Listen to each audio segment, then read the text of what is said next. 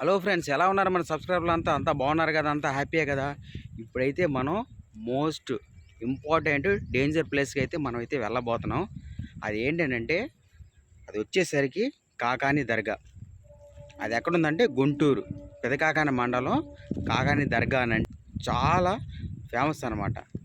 ఇప్పుడైతే మనం అక్కడికైతే వెళ్ళబోతున్నాం. చాలా డేంజరస్ ప్లేస్, చాలా డేంజరస్ ప్లేస్ అని చెప్పలేను. కాకపోతే అమావాస్య అక్కడ ఏం జరుగుతుందంటే నాకు మాత్రం తెలుసు. ఎందుకనంటే మనం చూసాం కాబట్టి. కాకాని దర్గాలో అమావాస్య రోజు ఏం జరుగుతుంది అనేది మనం ఇప్పుడు చర్చించుకుందాం. అసలు అమావాస్య రోజు అసలు ఏం జరగబోతుంది, అక్కడ ఏం జరుగుతుంది, అసలు ఆ రోజు ఎందుకు ఇంపార్టెంట్ అనేది కాకాని దర్గాకి ఇస్తారు అనేది ఏంటంటే, ఇప్పుడు అమావాస్య రోజు మీరు ఒకటి గమనించండి. అమావాస్య రోజు ఎందుకు ఇంపార్టెంట్ ఇస్తారు అని అనుకుంటే, ప్రతి శుక్రవారం వస్తారు, నార్మల్గా దర్శించుకొని పోతారు, అది కామనే. దర్గాలో ప్రతి శుక్రవారం భక్తులు వస్తుంటారు, దర్శించుకుంటూ పోతూ ఉంటారు, అది పక్కన పెట్టండి.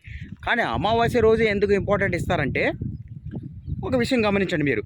ఎందుకనంటే ఇప్పుడు కొంతమందికి ఏమవుతుందంటే, బయటికి వెళ్ళినప్పుడు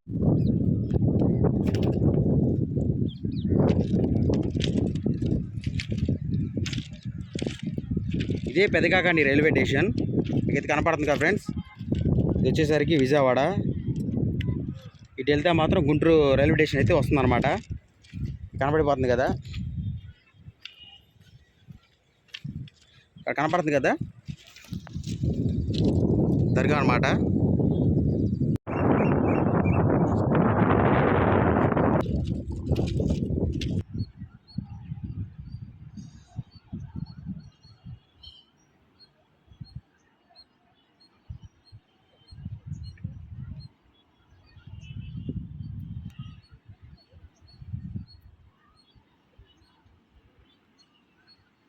ఫ్రెండ్స్, ఇప్పుడైతే మీరు కాకాని దర్గా చూశారు కదా, అక్కడ కనపడిపోతుంది కదా కాకాని దర్గా.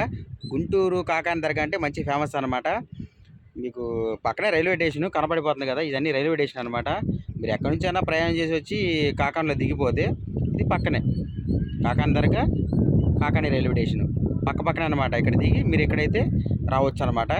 అంటే అమావాస్య రోజు ఎందుకు ప్రత్యేకంగా అంటే, కొంతమందికి అంటే మామూలుగా దయ్యాలు పడుతుంటాయి, కొంతమంది గాలి పడుతుంటాయి.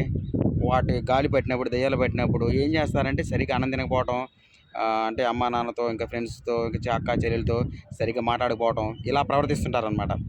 ఇలా ప్రవర్తించినప్పుడు అప్పుడు మనం ఏం చేస్తామనంటే, ఇంకా దర్గా కానీ తీసుకొచ్చి లోపలైతే విభూదిస్తారు, నెమలీకలతో ఉంటే దర్గా చుట్టూ తిప్పిస్తారనమాట. దర్గా చుట్టూ తిప్పించి కొంతమందిని అయితే అక్కడ గేట్లు లాగుంటే లోన ఆ గొలుసులతో తాళాలు వేస్తారనమాట, చేతికి కట్టేసి తాళాలు వేస్తారనమాట. అమావాస్య రోజు ఫుల్ రద్దీగా ఉంటుంది, మామూలుగా ఉండదు. ఆ రోజు చాలామంది భయపడుతుంటారు. ఎందుకంటే అలా దర్గా చుట్టూ చుడిగేటప్పుడు దర్గా దగ్గరలోనే తాళాలు వేసి అయితే కట్టేస్తారనమాట, అలా దెయ్యాలు పట్టిన వాళ్ళని. అప్పుడు మనం ఏం చేస్తామంటే, వాళ్ళని చూసిన వాళ్ళని మనం చాలా భయపడతాం. ఎందుకంటే వాళ్ళు అరుపులు విచిత్రంగా ఉంటాయి, పెద్ద పెద్ద కేకలేస్తారనమాట, ఉరిమురిమి చూస్తుంటారు.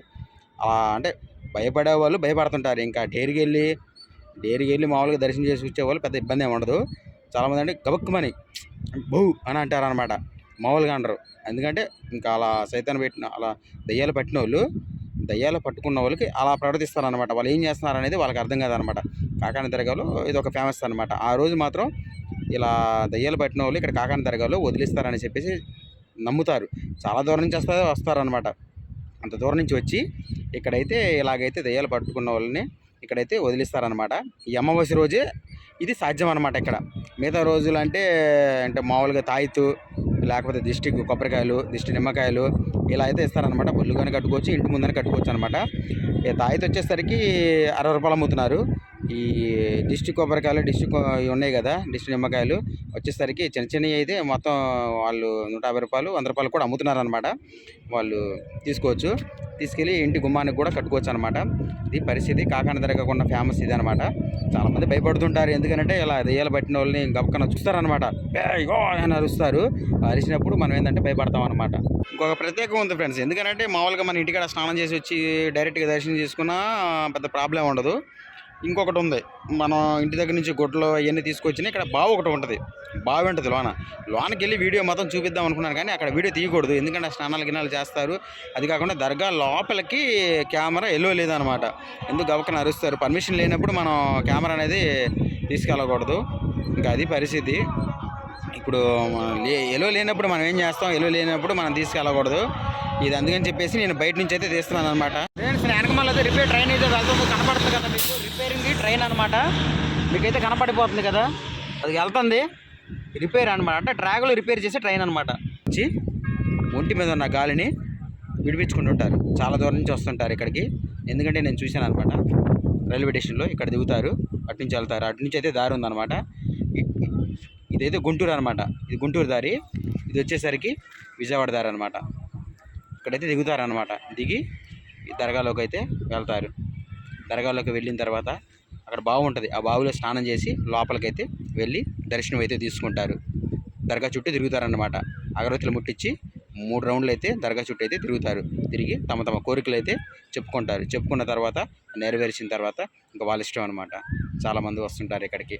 ఇక్కడికి వచ్చిన తర్వాత ఇది దర్గాకున్న ప్రత్యేకత అనమాట.